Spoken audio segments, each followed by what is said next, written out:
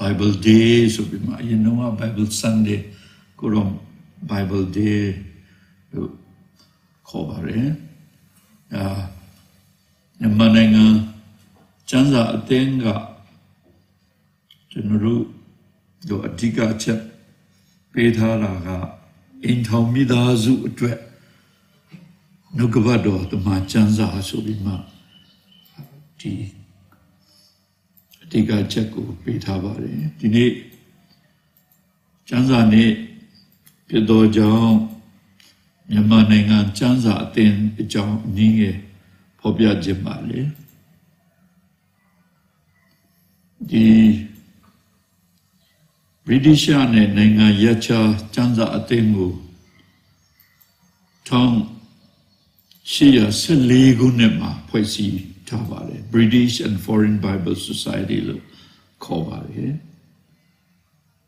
Ame Tonguya Lise Chokunema Gaba Chanza Atengu Yanle Poisi Tabare The British ne Nangayacha Chanza Aten Utongshia Shise Gugu Nekane Yamanango Laya Bimati Lungani Sate Losong Geba Ame General Tonguya Chose Ligune Jama Bible Society of Myanmar Yamananga Chanza Aten Subima Portrait Lara Pipare The Chanza Aten Adika Lungan Tung Kushivare Padmaga Badapian Lungan translation work Judiaga only 2 years the publication Lungan Pipar that they are Lungan Garo Pianchi distribution the Machanza Ludain Sigo Yapuya the Pianchi Lungan Pipare Go General Sule Pialama General Jishide Janza Atendai Ha the Nippon they are Chownet Shine Babi the Janza Aten the Tendai Go the Nippon Miazwa Pilla the Pido Jang Umu Kai Kan Ao General the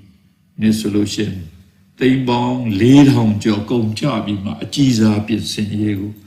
Lusong Gebale the Ajiza Pinsin Yego Lupi Kama Natong Nase January last second year Nema the Tendaigo Yanle Sakajin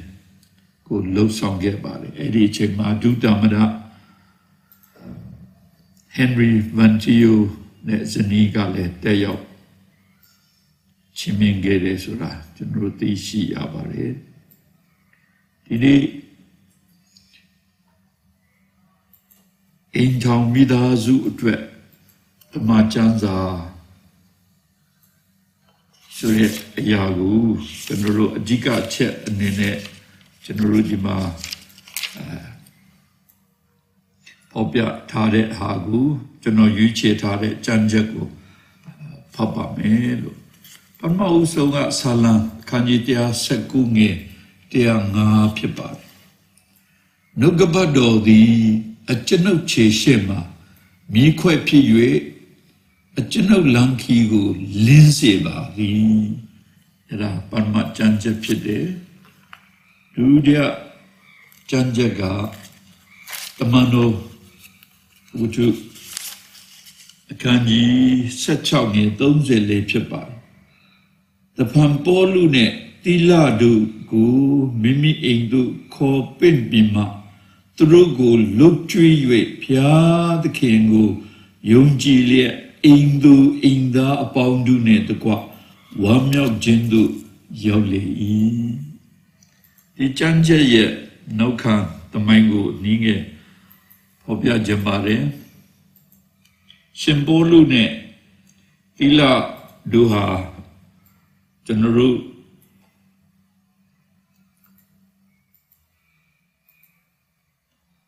the Philippi the town Nema Yaudo Rugo Yenna Bima town child like that Nyamaro Bolune Dila solution su down the chin su de eluဖြစ်တဲ့ခါမှာအဲ့လိုလှုပ်ဆောင်တဲ့ခါမှာဒီထောင်တကားကြီးကပွေလင်းတုံလို့ပြီးမှကုန်းလုံးဒီထောင်တကားကြီးပွေလင်းလာတယ်တဲ့ဒါကြောင့်ဒီထောင်မူကငါထောင်သားကြီးအကုန်လုံးထွက်ပြေးကုန်ပြီထင်တယ်သူရဲ့ဒီတေကဓာယူပြီးတော့အခုကိုတတ်တယ်တော့မယ်ပြုတ်နေတဲ့ခါမှာရှင်ဘောလို့အမလုံးနဲ့ကျွန်တော်တို့အားလုံးအစုံအလင်ရှိပါတယ်လို့ဖော်ပြတဲ့ခါမှာသူကအံ့ဩတယ်ကိတင်ချင်းရဖို့ရဘယ်လိုလှုပ်ဆောင်မလဲဆိုမှရှင်ဘောလို့ကိုမေးတဲ့ခါမှာရှင်ပေါလုပြောယုံကြည်လင်တင်နဲ့တင်ဤအိမ်သူအိမ်သားတို့သည်ကေတင်ခြင်းသို့ရောက်ကြလိမ့်မယ်လို့ရှင်ပေါလုကပြောပါလေဒါကြောင့်ဒီနေ့အင်ထောင်မိသားစုကအင်မတန်မှပဲအရေးကြီးပါတယ်အင်ထောင်ခိုင်လို့ရှိရင်နိုင်ငံခိုင်မယ်နိုင်ငံခိုင်လို့ရှိရင်အသင်းတော်ခိုင်ခန့်မယ်ဆိုတဲ့အရာတွေကျွန်တော်တို့မြေပြောနေကြပါတယ်။ဒါကြောင့်ဒီအိမ်ထောင်တည်တံ့ခိုင်မြဲဖို့ရန်ကြီးပွားတိုးတက်လာဖို့ရန်တာယာဖို့ရန်ကဒီနှုတ်ကပတ်တော်ကျမ်းစာကသာလျှင်ကျွန်တော်တို့ကို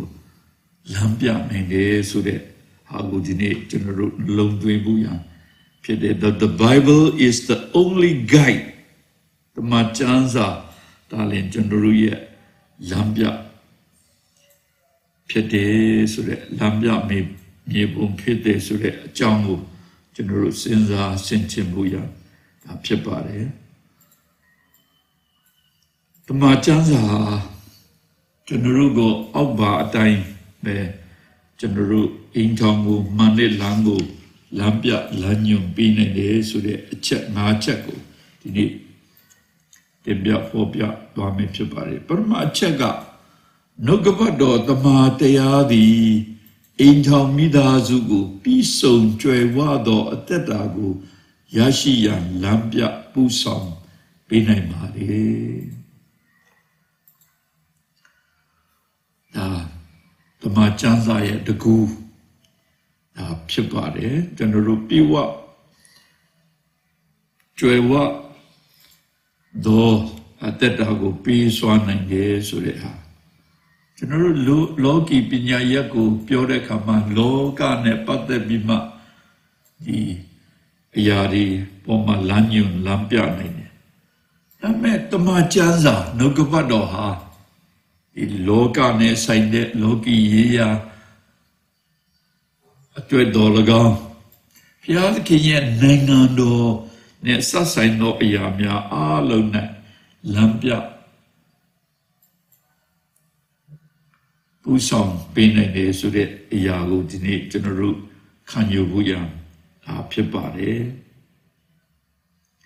ဒီတမန်ကျမ်းစာဟာ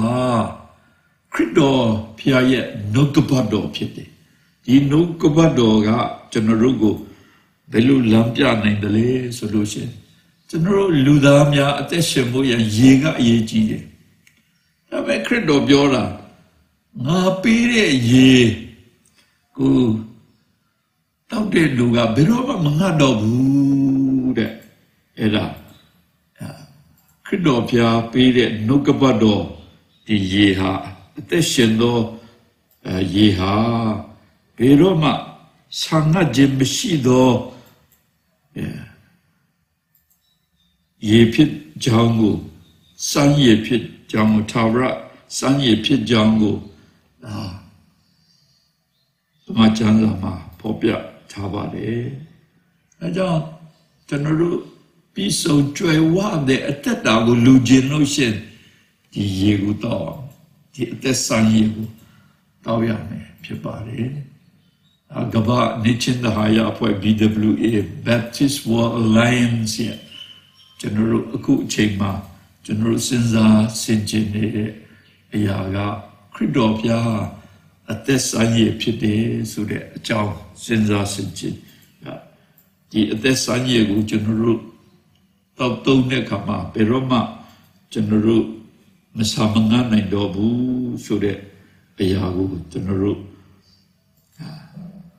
စဉ်းစားဆင်ခြင်ဖို့ရတာဖြစ်တယ်ဒါကြောင့်ခရစ်တော်ဘုရားဟာမိမိကိုယ်ကိုငါသည်လန်ခီဖြစ်တယ်တမန်တရားလည်းဖြစ်တယ်အသက်လည်းဖြစ်တယ်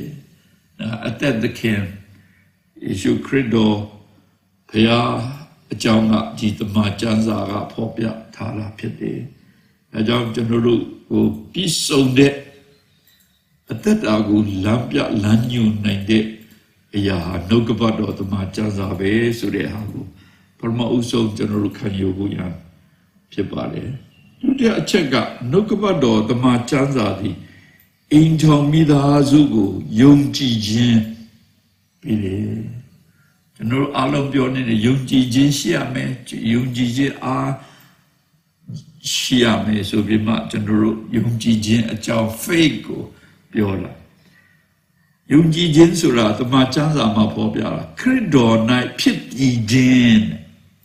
ခရစ်တော်ရဲ့စကားကိုလက်လျှောက်လိုက်နာခြင်းဟာဒါယုံကြည်ခြင်းဖြစ်တယ်တကယ်ပဲကျွန်တော်တို့ခရစ်တော်မိန့်မာထားတဲ့နှုတ်ကပတ်တော်ကိုကျွန်တော်တို့လိုက်နာကျင့်သုံးနေပါသလားခရစ်တော်၌ဖြစ်တည်ခြင်းကိုကျွန်တော်တို့တကယ်ရှိနေခါလေကျွန်တော်တို့ခရစ်တော်ကိုနောက်ဆုံးကြမှာလုပ်ကြည့်တယ်ကိုင်ကြည့်တယ်မဖြစ်မှာပဲဟာခရစ်တော်ကိုအကူရမယ်ဆိုပြီးမှပြောဒါမဲ့ယုံကြည်ခြင်းဆိုတာတဲ့ခရစ်တော်ရဲ့မာထားတဲ့ဒီနှုတ်ထွက်စကားများကိုလက်လျှောက်လက်နာခြင်းဖြစ်အဲ့လိုလုပ်လို့ရှိရင်လူတွေကအတိများစွာသိမယ်အတိများစွာသိမယ်ဆိုတာကျွန်တော်တို့ဒါပွားများလာမယ်ဆိုတဲ့အကြောင်းဖြစ်တယ်။နောက်ဒုတိယချက်အရာခတ်သိမ်းကိုတတ်နိုင်မယ်ခရစ်တော်ဘုရားမင်းတို့ငါမပါလို့ရှိရင်မင်းတို့ဘာမှမလုပ်နိုင်ဘူးအရာခတ်သိမ်းကိုတတ်နိုင်မယ်တဲ့ခရစ်တော်ဘုရားရဲ့နှုတ်ကပတ်တော်ကိုယုံကြည်လို့ရှိရင်ပြီးလို့ရှိရင်တတိယအချက်ကတောင်းသမျှရရှိမယ်လို့ဖော်ပြပါတယ်ဒီလိုဂတိတော်တို့ရှိတဲ့အတိုင်းပဲကျွန်တော်တို့အိမ်ထောင်မိသားစုမှာအမှကျမ်းစာကိုကျွန်တော်တို့ဒီလေးလာမယ်စီပူမယ်လက်လျှောက်မယ်အသက်ရှင်မယ်ဆိုလို့ရှိရင်ကျွန်တော်တို့အသက်တာအတီးတီးလာမယ်ခတ်သိမ်းသောအရာများကိုကျွန်တော်တို့လှုပ်ဆောင်လုပ်ကိုင်နိုင်မယ်ဘုရားစီကိုတောင်းသမျှကိုကျွန်တော်တို့ရရှိခံစားမယ်ဆိုတဲ့အရာကိုဒီနေ့ဒုတိယအချက်အနေနဲ့ဒါတမန်ကျမ်းစာကျွန်တော်တို့ကိုယုံကြည်ခြင်းခွန်အားပေးစွမ်းနိုင်တယ်ဆိုတဲ့အားကိုခံယူဖို့ရဖြစ်ပါတယ်တတိယအချက်ကနှုတ်ကပတ်တော်တမန်ကျမ်းစာဟာအင်ကြောင့်မိသားစုကိုစီလုံးခြင်းသဘောထားညီညွတ်ခြင်းကိုပေးဆောင်နိုင်ပါတယ် unity ဒီကဘာနဲ့အဝမ်းကကျွန်တော်တို့ unity ဆိုတဲ့စီလုံးညီညွတ်မှုကိုပြောဆိုနေကြတဲ့အချိန်ဖြစ်ပါတယ် unity ကျွန်တော်တို့နိုင်ငံလည်းပဲစီလုံးညီညွတ်လို့ရှင်တော့ကျွန်တော်တို့ငြိမ်းချမ်းရေးရမယ်လို့ပြောဆိုနေတဲ့အတန်းနဲ့ကျွန်တော်တို့ကြားနေရပါတယ်ခရိယာများအနေနဲ့ဆိုလို့ရှိရင်ကျွန်တော်တို့တလုံးတော်အရေးဖြစ်စေသောအရာဟာအဖေဩဒါစာခန်းကြီး၄ငယ်၄ကနေ6မှာဘာဖြစ်လို့ကျွန်တော်တို့တလုံးတော်အရေးဖြစ်ရမလဲဆိုလို့ရှိရင်ကျွန်တော်တို့ဟာတဲ့မျိုးလင်းခြင်းတပါ one hope ကိုယ်တကူ one body ဝိညာဉ်တဝိညာဉ် one spirit တခင်တပါ one Lord ယုံကြည်ခြင်းတပါ one faith no ယုံကြည်ခြင်းတပါ one baptism now ဘုရားတခင်ကလည်းတဆူရီတော်ဘုရားကို ကျွန်တော်တို့ကုကွယ်နိုင်နေသောသူများကအားလုံးကတလုံးတော်တယ်ဖြစ်ရမယ်ညီညွတ်ရမယ်စီလုံးရမယ်ဆိုတဲ့အကြောင်းဖြစ်တယ်ကျွန်တော်တို့ဒီ COVID-19 ကကျွန်တော်တို့ကိုဘာတုံ့တင်ပေးနေလဲဆိုလို့ရှိရင်ဒီယောဂဖြစ်ပွားတာနဲ့ကျွန်တော်တို့လူတွေကိုအိမ်မှာပဲနေပါ stay at home ဆိုပြီးမှဒီနေ့ကျွန်တော်တို့အိမ်မှာပဲမိသားစုဝင်တွေကအိမ်မှာနေတဲ့ခါမှာဘာလုပ်နိုင်တယ်လဲဆိုတော့အတူတကွ togetherness ဆိုတဲ့အတူတကွဆိုတဲ့အရာကိုကျွန်တော်တို့ခံစားနိုင်အတူတကွစားနိုင်တယ်အတူတကွချီးမွမ်းနိုင်တယ်ပြောဆိုနိုင်တယ်စကားစမြည်ပြောနိုင်တယ်ဘုရားကိုအတူတကွဝတ်ပြုကူးကွယ်နိုင်တယ်ဆိုတဲ့အကြောင်းအရာတွေကဒါညီညွတ်တဲ့ခါမှာကျွန်တော်တို့အတူတကွနေတဲ့ခါမှာကျွန်တော်တို့လှုပ်ဆောင်နိုင်သောအရာဖြစ်ပါတယ်ဒါကြောင့်အိမ်ထောင်မှာလည်းပဲညီညွတ်ခြင်းအရေးကြီးသလိုနိုင်ငံမှာကမ္ဘာလုံးမှာလည်းပဲညီညွတ်ခြင်း unity ကအရေးကြီးတဲ့သူအရေးကြီးသောအရာကိုနှုတ်ကပတ်တော်တမန်ကျမ်းစာကပဲကျွန်တော်တို့လမ်းညွှန်ပေးနိုင်ပါတယ်ဒီချက်တစ်ချက်ကနှုတ်ကပတ်တော်တမန်တရားအိမ်ထောင်မိသားစုကိုမျှော်လင့်ခြင်းပေးပါတယ်ကျွန်တော်တို့အသက်တာမှာမျှော်လင့်ခြင်းရှိလို့သာလေကျွန်တော်တို့အသက်ရှင်နေတာဖြစ်တယ်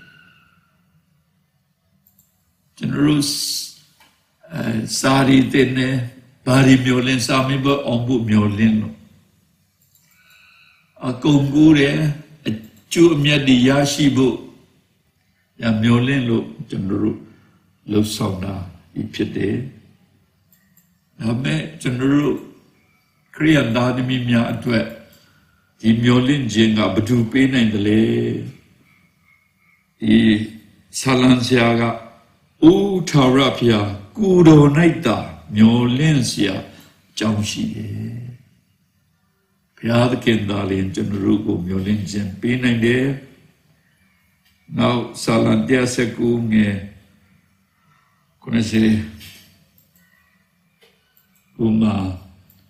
နှုတ်ကပတ်တော်ကိုကျွန်ုပ်မျောလင့်တော်ကြောင့်လို့ပြောတယ်ကျွန်တော်တို့ကအမြဲတမ်း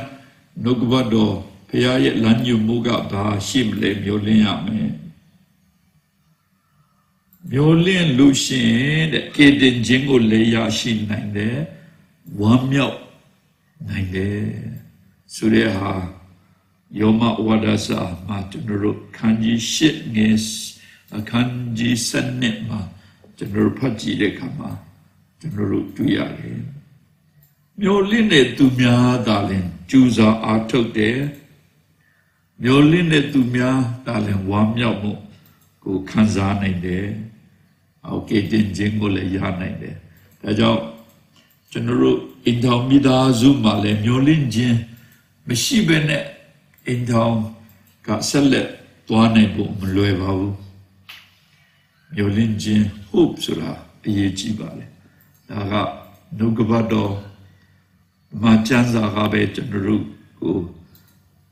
ပြေစွာနိုင်တယ်ဆိုတဲ့အရာနောက်ဆုံးတစ်ချက်ကနှုတ်ကပတ်တော်တမန်ကျမ်းစာသည်အိမ်ထောင်မိသားစုကိုအောင်မြင်မှုပေးနိုင်ပါတယ်တဲ့ victory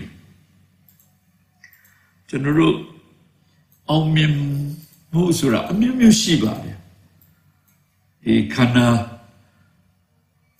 ကြမ်းမာမှုဒါလည်းအောင်မြင်မှုတစ်ခုပဲစံမွဲအောင်မှုဒါလည်းအောင်မြင်မှုတစ်ခုပဲစစ်မှာစစ်တိုက်ပြီးနိုင်မှုဒါလည်းပဲအောင်မြင်မှုတစ်ခုပဲစီးပွားရေးမှာလည်းပဲကျွန်တော်တို့အောင်မြင်မှုဆိုတာရှိတယ်ပညာရေးမှာလည်းအောင်မြင်မှုဘွဲ့ဒီအကြီးကြီးဒေါက်တာဒီဂရီတွေရလာဖို့ဒါတွေဒီအောင်မြင်မှုကိုဘယ်သူကပဲပြီးနိုင်တယ်လေဆိုလို့ရှိရင်ဘုရားပဲပြီးနိုင်တယ်တဲ့ဒါကြောင့်ကျွန်တော်တို့ကျမ်းစာထဲမှာသုတ်တန်ကျမ်းအခန်းကြီး27ငယ်30တက်မှာဘာပြောလဲဆိုစစ်တိုက် ယာကာလအဖို့မြင်းများကိုပြင်ဆင်တော်လေထာဝရဘုရား၏ကျေးဇူးတော်ကြောင့်ချမ်းသာရပါ၏ကျွန်တော်တို့ကစစ်တိုက်ဖို့ရန်စစ်ဒီပြင်ဆင်မှုတွေလုပ်တယ်တဲ့ဒါနဲ့အောင်မြင်နိုင်တာမဟုတ်ဘူးဘုရားသခင်ကအောင်မြင်မှုကိုပေးမှဒါလင်ကျွန်တော်တို့ကအောင်မြင်နေတယ်ဆိုတဲ့အကြောင်းနောက်ဒီတေကိုခန်းကြီး59ခုမှာငါတို့သခင်ယေရှုခရစ်အားဖြင့်ငါတို့အားအောင်မြင်ခြင်းအခွင့်ကိုပြီးတော်မူသောဘုရားသခင်၏ကျေးဇူးတော်သည်ကြီးလာပါ၏လို့ကျွန်တော်တို့ကိုအောင်မြင်မှုပေးတာဘုရားသခင်ခရစ်တော်ဘုရားဖြစ်တယ်ဆိုတဲ့ဟာကိုကျွန်တော်တို့ဆင်ခြင်ဖို့ရဖြစ်တယ်ကျွန်တော်တို့အောင်မြင်မှုရဖို့ရလူတွေကအမျိုးမျိုးပြင်ဆင်မှုပြုတယ်ပြင်ဆင်မှုပြုတာနဲ့မပြီးဘူးဟာစာမွေးအောင်မှုစာကျူးစားတယ်စီးပွားရေးအောင်နိုင်မှုအလုပ်ကျူးစားလုပ်ဆောင်တယ်ပညာရေးတိုးတက်မှုစာကျူးစားတယ်ဒါပြင်ဆင်မှုဒါမဲ့ဘုရားသခင်ဒါလည်းကျွန်တော်တို့ကိုအောင်မြင်မှုပေးနိုင်တယ်ဆိုတဲ့အကြောင်းဒီ၅ချက်ကိုဒီနေ့ဓမ္မကျမ်းစာနဲ့ကျွန်တော်တို့စဉ်းစားဆင်ခြင်ခွန်အားယူကြပါစို့နိဂုံးအနေနဲ့ဆိုလို့ရှိရင်ဒီဓမ္မကျမ်းစာဟာကျွန်တော်တို့ကိုဓမ္မတရားပေးပါတယ်တဲ့ဒါကြောင့်သုတ်တန်ခန်းကြီး25မှာဆိုလို့ရှိရင်ကိုယ်တော်ဤဓမ္မတရားကိုပြ၍အကျွန်ုပ်ကိုသွန်သင်တော်မူပါဓမ္မကျမ်းစာမှာပဲကျွန်တော်တို့ဓမ္မတရားကိုရရှိနိုင်တယ်ဒီဓမ္မတရားကိုကျွန်တော်တို့ကိုသွန်သင်ပါကျွန်တော်တို့လေ့လာမယ်သင်ယူခံယူရမယ်ဖြစ်ပါတယ်ဒီဓမ္မတရားကိုကျွန်တော်တို့ရရှိတဲ့အခါမှာအောင်မြင်မှုတွေရရှိလာမယ်ကျွန်တော်တို့ဒီနေ့အိမ်တော်မိသားစုတိုင်းကလည်းပဲကျွန်တော်တို့ဓမ္မကျမ်းစာကိုကျွန်တော်လေ့လာမယ်လိုက်လျှောက်မယ်အသက်ရှင်မယ်ဆိုလို့ရှိရင်ကျွန်တော်တို့အောင်မြင်သောပျော်ရွှင်သောအိမ်တော်မိသားစုများကိုကျွန်တော်တို့ရရှိနိုင်မယ်ဖြစ်ပါတယ်ဒါကြောင့်ဒီနေ့ဓမ္မကျမ်းစာနေ့ကျွန်တော်တို့နှုတ်ကပတ်တော်ဓမ္မကျမ်းစာကိုပို့ပြီးမှခါတိုင်းချက်ပို့ပြီးမှလေ့လာစီပူလိုက်လျှောက်အသက်ရှင်ကြပါစို့ဆိုတိုက်တွန်းရင်းနေကုန်ချုပ်ပါတယ်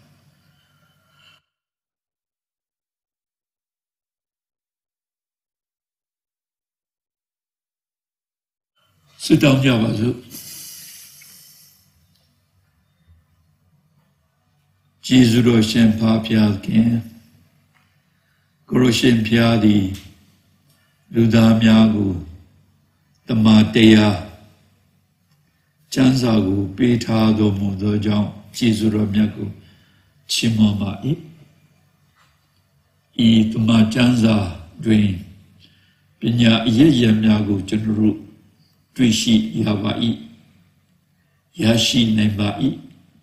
ဟာဘုရားသခင်ဤနေ့တမန်ကျမ်းစာနဲ့အတွက်ဒီတမန်ကျမ်းစာ